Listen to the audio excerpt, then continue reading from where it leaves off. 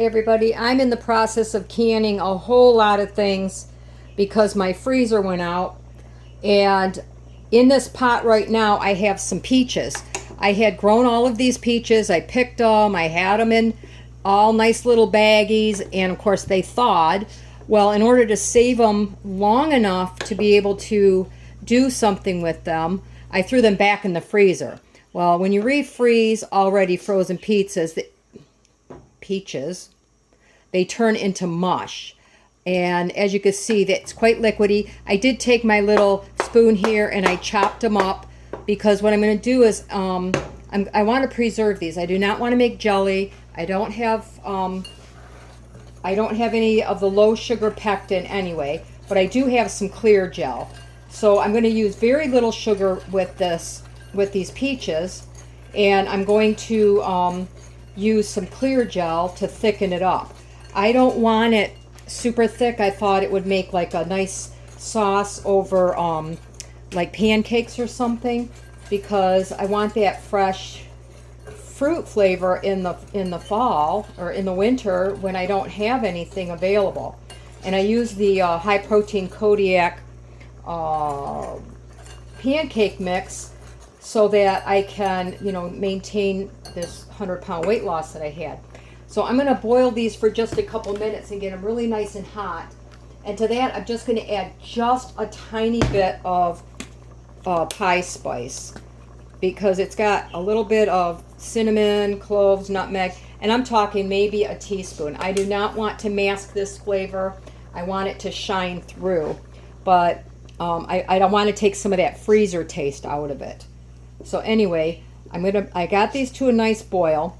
In a bowl over here on my right, you can't see it, it's off camera, I put in a half a cup of sugar and a half a cup of the clear gel.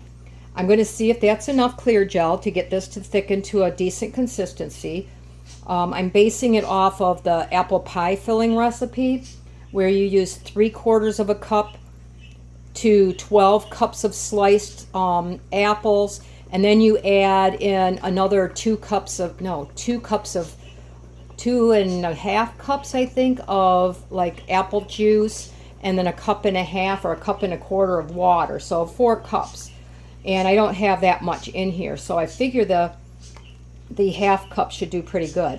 And it's best to add clear gel to really hot liquid, and it works really well if you mix it in with the sugar, because it needs the hot liquid to dissolve it, and I really try to avoid lumps as much as I can. So I'm going to turn this up to get a nice hot boil, which should happen in a minute because it's already kind of boiling. And then I'm just going to go ahead and dump my sugar and clear gel in and stir and stir and stir until it gets nice and thick. Like so. I'm hoping that it does not cause it to get lumpy. I do not like lumps. Well, I'm going to get lumps anyway. No matter what I do, I end up with lumps with the sugar gel. But looks like they're stirring out pretty decent. I mean, I could puree it if I was really not wanting it, but the goal is to keep it kind of in pieces, so that I have peach pieces in my mixture here. Now I also have some fresh raspberries. I'm getting a second season of raspberries. Not a whole lot, but I'm going to do part of this as is, and then I'm going to do a little bit with some raspberries in it. I've probably got about 1/2 cup of raspberries, just so I have both flavors for the winter. And I'm going to bring this to a really good boil and boil it for a minute at minimum. I probably will go closer to 3, and I can feel it starting to thicken up already. And I'm about running out of jars. I got lots of 1/2 pint jars, so this will be perfect in 1/2 pint jars. If you didn't hear in my other video, I had my freezer go out, so I went and I canned up all kinds of meat. I made a lot of meals in jars. My pressure canner, which is right here, that is just coming down from temperature. I processed a bunch of turkey. I made turkey piccata, turkey a la king, turkey pot pie, and a balsamic turkey. mixture for meals, and pretty much used up the rest of my larger, I don't use quart-sized jars, I use pint jars. But I can see this is coming to a nice thickness here, almost like jelly, guys. I'm going to stir this until it's another couple of minutes, till it's nice and thick, and then we'll put it in the jars and put it in my water bath canner. All right, I've been stirring this constantly for 3 minutes at this nice boil here. And I'm going to turn off my heat, and I'm going to grab my jars because I'm going to start jarring this up. I'm going to leave the headspace just like you would for fruit. I just have to double check it. I believe it's a 1/4 inch. But with the syrup, I'm going to be generous with that 1/4 inch. I might even go to about a 1/2 inch, because if it happens to siphon a little bit, I don't want it to be all sticky under that rim and, you know, not seal properly. Right, I'm going to move over here because I just pulled out, I don't know how much it's going to make, a bunch of jars. And I'm going to scoop my peaches in there. I'm going to go to the bottom of my funnel here and see where I end up. And I think that's exactly where I'm going to leave it. Because again, I don't want, in case it bubbles up, to have a problem sealing.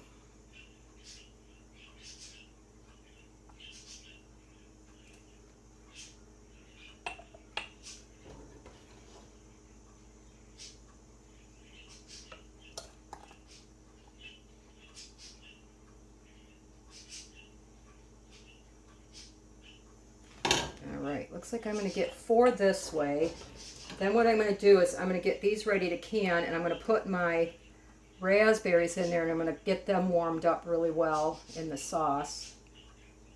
Normally I would take the seeds out of my berries, but I'm not going to deal with it. See, I only have this many.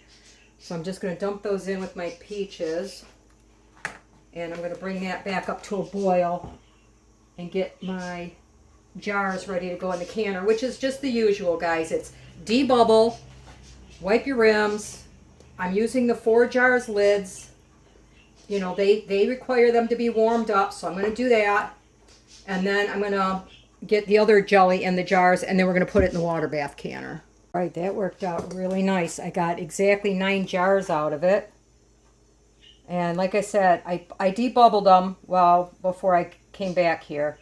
I'm going to wipe these off. I had some regular Walmart brand lids I'm going to use up first because I only have a few of those left. And I want to save my better lids for pressure canning. I like the 4 jars for pressure canning. I'm sure they're fine for water bath. I have used them in water bath, but